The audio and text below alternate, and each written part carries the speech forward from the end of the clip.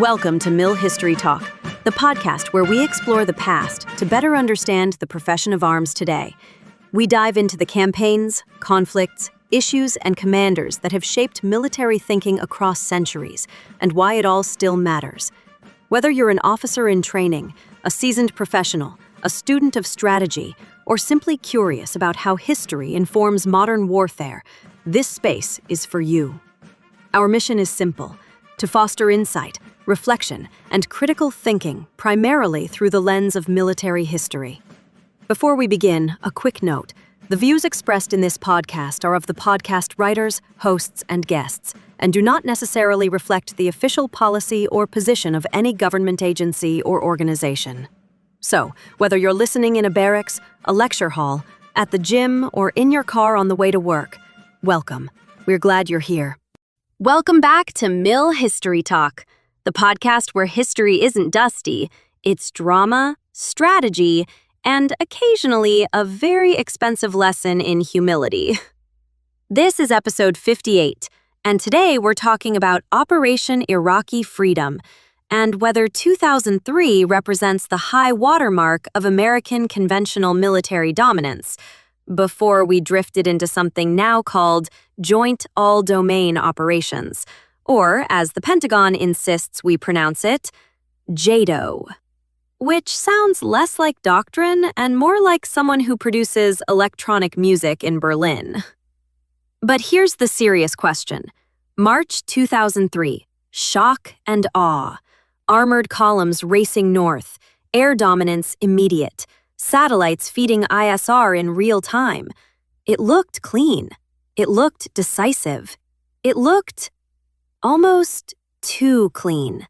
And whenever war looks that clean, I get suspicious. Operation Iraqi Freedom was the culmination of more than a decade of doctrinal refinement following the Gulf War.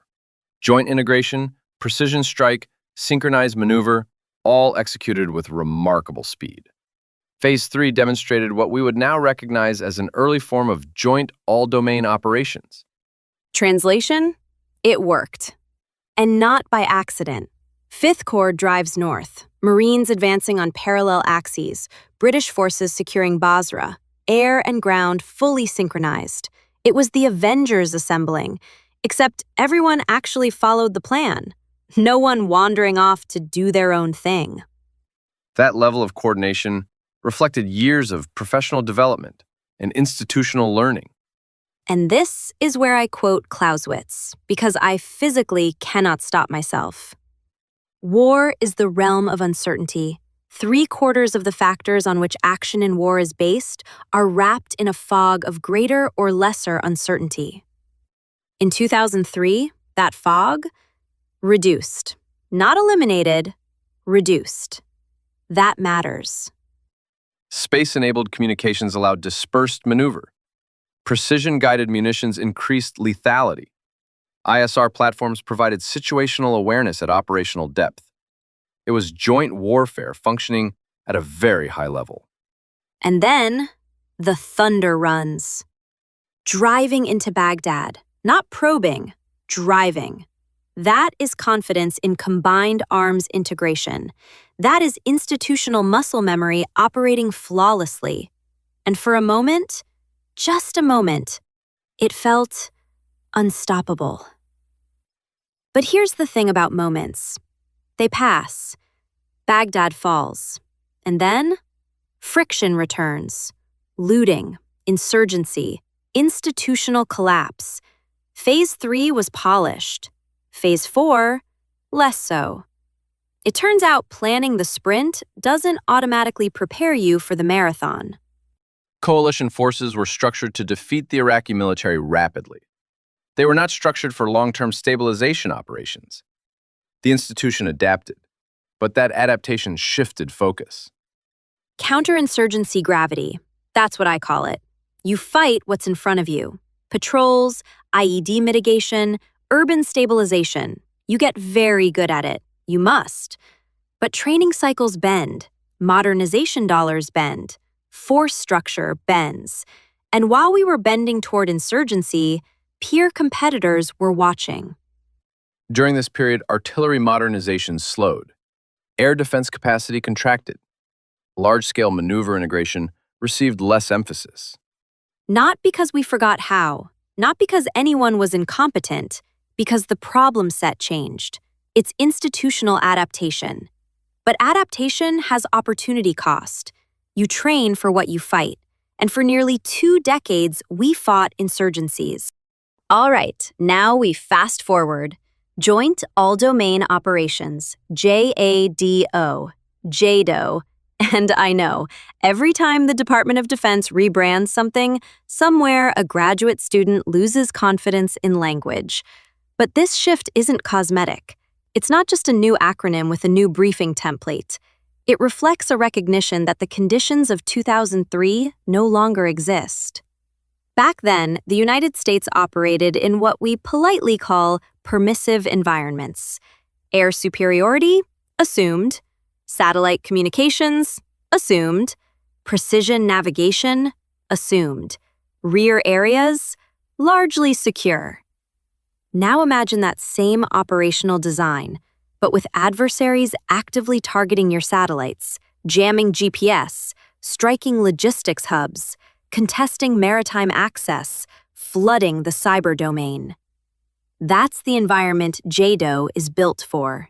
Joint All-Domain Operations attempts to synchronize capabilities across land, air, maritime, space, cyber, and the electromagnetic spectrum under contested conditions. The key difference from earlier joint doctrine is the assumption that no domain will remain uncontested for long. Resilience becomes central. Redundancy becomes essential. Distributed command becomes necessary rather than optional. Exactly. OIF Phase 1 showed what happens when synchronization meets dominance. JADO asks, what happens when synchronization must survive disruption? That's a very different intellectual posture. It's the difference between playing chess against someone who can't reach the board and someone who flips it mid-game. And here's the uncomfortable part. During the long counterinsurgency years, we didn't have to think about that very often. We mastered ISR fusion. We mastered decentralized decision-making. We mastered brigade-level adaptability. Those are real strengths. But we didn't practice operating blind.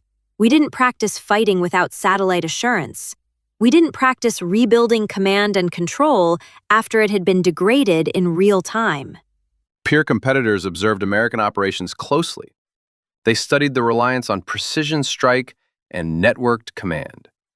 They invested in capabilities designed to disrupt those systems: anti-satellite weapons, electronic warfare, long-range precision fires, layered air defense. The institutional response required more than incremental adjustment. It required doctrinal reorientation. Which is why JADO matters, because it represents institutional humility. It says, the next fight will not look like the last one. And if that sounds obvious, history suggests it rarely is. There's a psychological component here. Institutions remember what worked. They celebrate what worked. They build identity around what worked. OIF Phase 1 was an identity-defining moment. Speed, precision, dominance. But identity can calcify. And JADO is, in many ways, an attempt to loosen that rigidity. Because if there's one thing Clausewitz would warn us about, it's mistaking a successful campaign for a permanent formula. So let's ask the uncomfortable question clearly. Did Operation Iraqi Freedom represent the apex of American conventional warfighting performance in the early 21st century? Yes. Did prolonged counterinsurgency redirect institutional energy away from preparing for peer competition? Also yes. But here's where nuance matters. This isn't a morality play. It's not a story of failure. It's a story of adaptation under constraint. The United States military adapted to the conflicts it was tasked to fight. Counterinsurgency required new training priorities, new force structures, and new procurement decisions.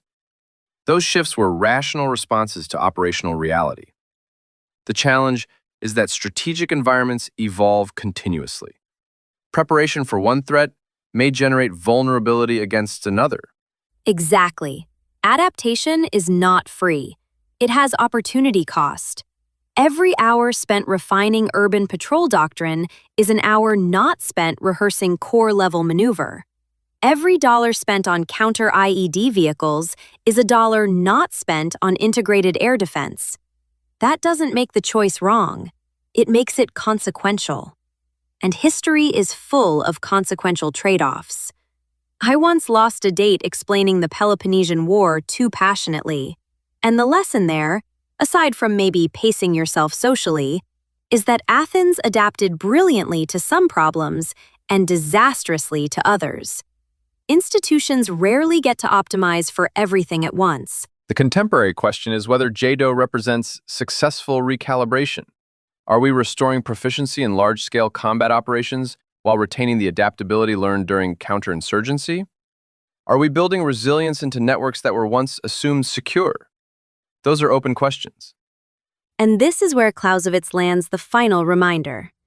In war, the result is never final. Victory in 2003 did not freeze the character of conflict. Counterinsurgency success in 2008 did not guarantee relevance in 2028. Nothing is permanent. Not dominance, not doctrine, not advantage. What matters is institutional learning. Are we capable of honest assessment? Are we capable of resisting nostalgia? Are we capable of questioning our own assumptions before an adversary forces us to? Because war does not punish arrogance gently. It punishes it decisively.